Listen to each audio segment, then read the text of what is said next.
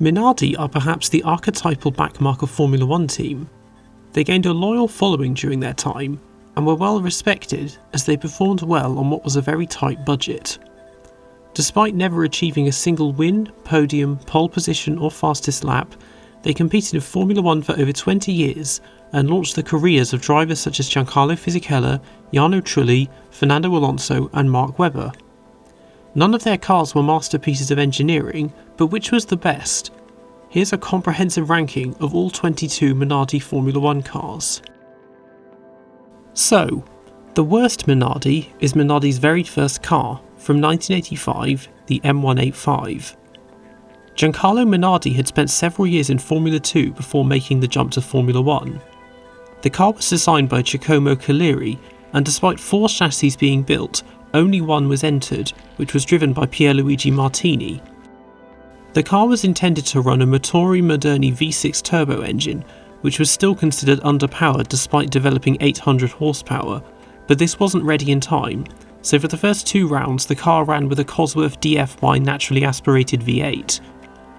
The car was frequently at or very close to the back of the grid in qualifying, and Martini failed to qualify at all in Monaco. His first classified finish didn't come until the German Grand Prix with an 11th place, though the engine blew on the final lap, but finally did see the checkered flag with a 12th place at the Belgian Grand Prix, and ended the team's first season on a high with 8th place at the Australian Grand Prix. In 21st, from 1986, is the M185B. For 1986, Minardi upgraded to a 2-car outlet, though they were using a modified version of their first car, which inherited its modest pace and terrible reliability. Andrea De Cesaris and Alessandro Nannini both failed to qualify at Monaco. De Cesaris never finished a race in the car before switching over to the M186, and Nannini achieved only a single finish with 14th place at the Mexican Grand Prix. In 20th, also from 1986, is the M186. The M186 was brought in halfway through the 1986 season as a replacement to the M185B, though only one car was built, which was used in 5 races by Andrea De Cesaris and 1 by Alessandro Nannini. In qualifying trim, the car wasn't too bad, as it frequently broke the top 20, but had terrible reliability and finished only one of the 6 races it was entered in, and 8th place by De Cesaris at the Mexican Grand Prix. In 19th, from 1987, is the M187. The M187 was no better than the previous 2 cars, and used the same underpowered and unreliable Motori Moderni V6.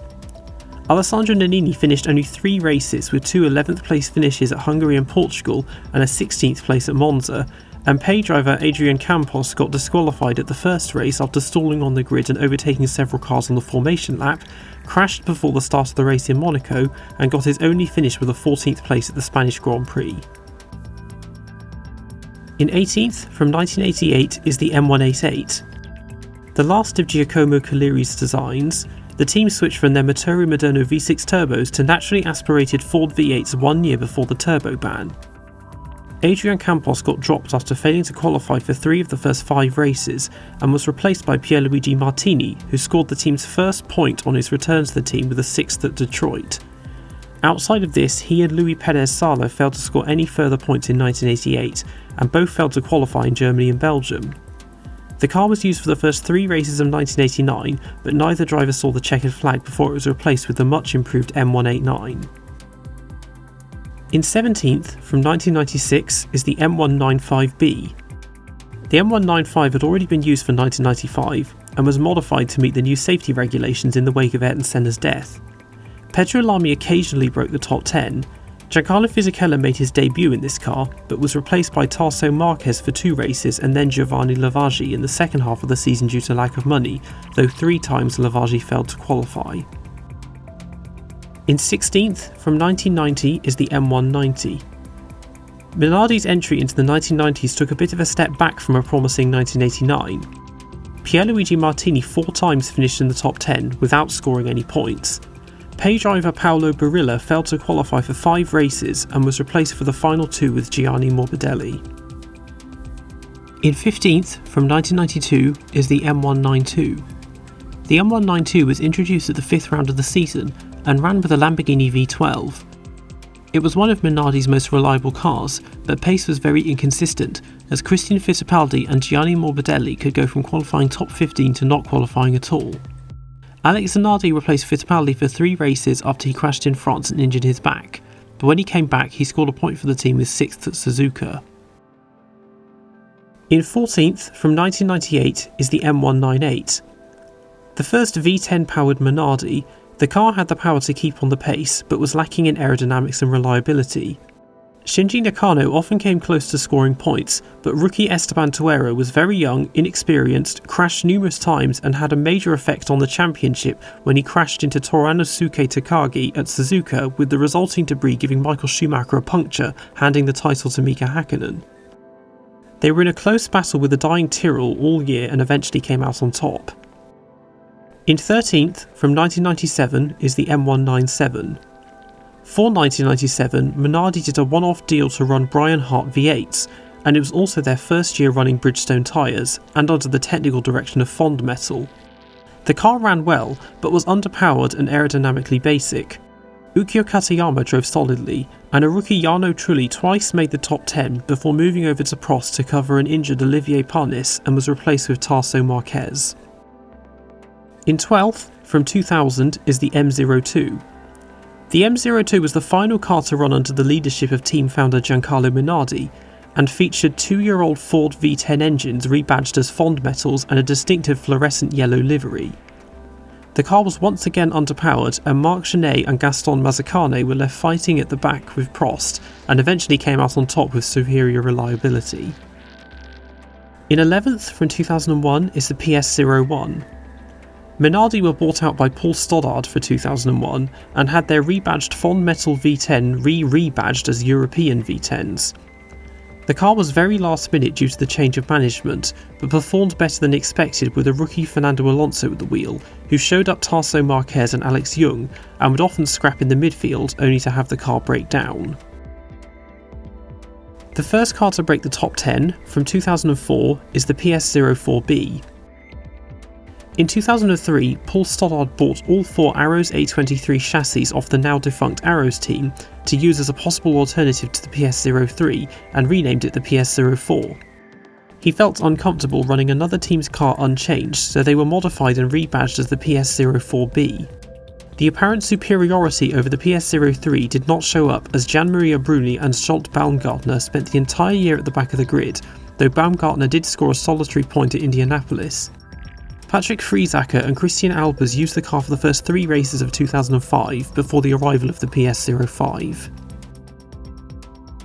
In 9th, from 2005, is Minardi's last ever car, the PS05. Despite once again being the slowest car of its year, the PS05 did contain a few innovations, such as double plane wings on the side pods, a vertical slit in the rear wing, and a double planed front wing. This rarely got Patrick Friesacher and Christian Albers off the back row though, and scoring 7 points in a season would normally be cause for celebration, but it was at the farcical 6-car United States Grand Prix, and 3rd and 4th from main rivals Jordan all but eliminated any chance of beating them in the Constructors' Championship. Robert Dornbos was brought in halfway through the season to replace Friesacher after his sponsors stopped paying, and the team ended their final year in last place. In 8th, from 2003, is the PS03. 2003 began in a predictably tumultuous fashion for Minardi, as they went into the season with a car with limited wind tunnel refinement and no tyres, engine or sponsors. They eventually secured a deal with Bridgestone tyres and almost got a deal to run Ferrari engines, but instead got dated Cosworths. A few small sponsors chipped in until at Monaco Jos Verstappen's sponsors Trust became title sponsors. The engine was old but reliable, and Verstappen and Justin Wilson's reliability woes came from elsewhere. Nicolas Kayser replaced Wilson for the final 5 races, but points still never came. There was a small highlight, as Verstappen went fastest in Q1 at Magny-Cours, but only because it was wet, and then qualified a much more realistic 19th on Saturday. In 7th, from 1999, is the M01. 1999 was a major improvement over 1998. Luca Badoer, who was replaced with Stefan Sarrazin for 1 race, and Marc Genet frequently finished in the top 10, but couldn't quite get any points, until the chaotic European Grand Prix, where Badoer was on course for a sensational 4th place until the gearbox heartbreakingly gave up with only 12 laps remaining. Genet, however, finished 6th to score the team's first point in almost 4 years, and for the second year in a row the team had a major effect on the championship, as by beating title contender Eddie Irvine, Genet deprived him of the point he would have needed for Ferrari to have been incentivised to order Michael Schumacher to hand second place to Irvine at the season finale in Suzuka and deprive Mika Häkkinen of his second consecutive championship. They lost out to Arrows despite being faster all year but still beat debutants BAR. In 6th, from 2002, is the PS02. For 2002, Minardi spent 1 year running Asia Tech engines. The season started extremely strongly with a 7th place at Australia for Alex Young and a 5th place for Mark Webber, scoring points on his debut. These, however, would be their only points of the season. Neither driver started the Spanish Grand Prix due to a front wing manufacturing error, and Young failed to qualify for 3 races. Anthony Davidson replaced him for 2 races while he went on an intensive training regime. Webber's points did mean the team beat Toyota and Arrows to 9th in the Constructors' Championship. In 5th, from 1995, is the M195. Minardi were involved in a long legal battle through 1995, as they were set to run Mugen Honda engines, but at the last minute they decided to supply Ligier instead, so the team were forced to run ill-adapted Ford engines. Minardi sued Honda and won, but were not awarded damages. When they tried to appeal this, Ligier team boss Flavio Briatore seized their equipment as compensation for money owed to him for their 1993 engine deal. The matter was settled out of court, and Briatore eventually paid $1 million in damage as compensation for taking their engines. On track, the car was reasonably reliable, and Pierluigi Martini and Luca Badoer got several top 10 finishes. Pedro Lamy replaced Martini midway through the season and scored a solitary point for the team at the final race in Australia. In 4th, from 1994, is the M194. The M194 was introduced at the 6th round of the season at Canada. It was more of a lower midfielder than a backmarker, and Pierluigi Martini and Michele Alboreto often finished top 10, but only scored 2 points, with a 5th from Martini at Magny-Cours. In 3rd, from 1989, is the M189. The first Minardi designed under Aldo Costa, the team were now getting into their stride. The car was introduced at the 4th round of the season. Pierluigi Martini and Luis Perez Sala failed to finish the first 4 races, and Perez Sala failed to qualify for 2 of them. They made up for this, however, with the team's best ever result at Silverstone by qualifying 11th and 15th and finishing 5th and 6th, the first of 2 double points finishes for the team. Martini scored 3 more points and never finished outside the top 10, and led 1 lap of the Portuguese Grand Prix, the only leading lap in Minardi's history. The car was used by Martini and Paolo Barilla for the first 2 races of 1990, and Martini stunned everyone by qualifying 2nd at the season-opening United States Grand Prix, but finished outside the points in 7th. In 2nd, from 1991, is the M191. For 1991, the team secured a deal to run 2-year-old Ferrari V12 engines. They worked well, but were expensive to run. The car was a solid midfielder, with Pierluigi Martini and Gianni Morbidelli regularly finishing in the top 10, including 2 4th-place finishes for Martini, which gave the team a record 7th in the Constructors' Championship. A B-spec model was used for the first 4 races of 1992, which used much cheaper Lamborghini V12s, but Morbidelli and Christian Fittipaldi finished only 1 race each before it was replaced with the M192. And finally, in 1st, from 1993, is the M193. In 1993, the team switched from Lamborghini V12s to Ford V8s. The season started extremely strongly, with 2 6th places for Fabrizio Barbazza at Donington and Imola, and a 4th at Kyalami and a 5th at Monaco for Christian Fittipaldi. After this, the team scored no more points that year. Pierluigi Martini replaced Barbazza from Silverstone onwards, and Fittipaldi and Martini famously collided at the end of the Italian Grand Prix while in 7th and 8th, which sent Fittipaldi skidding across the finish line on 3 wheels. Fittipaldi was replaced with Jean-Marc Gounon for the final 2 races, and the team finished 8th in the Constructors' Championship with 7 points, which would be 81 points using the modern points system. A B-spec model was used for the first 5 races of 1994, and a 6th place for Michele Alboreto at Monaco and a 5th place for Martini at Spain meant it was the only Minardi to have a points tally breaking into the double digits. and as such, I can declare it the greatest Minardi Formula 1 car of all time. That's all for this video. Let me know if you disagree with the order or would like to see any other teams' cars ranked. Thanks for watching. Don't forget to like, comment, share and subscribe.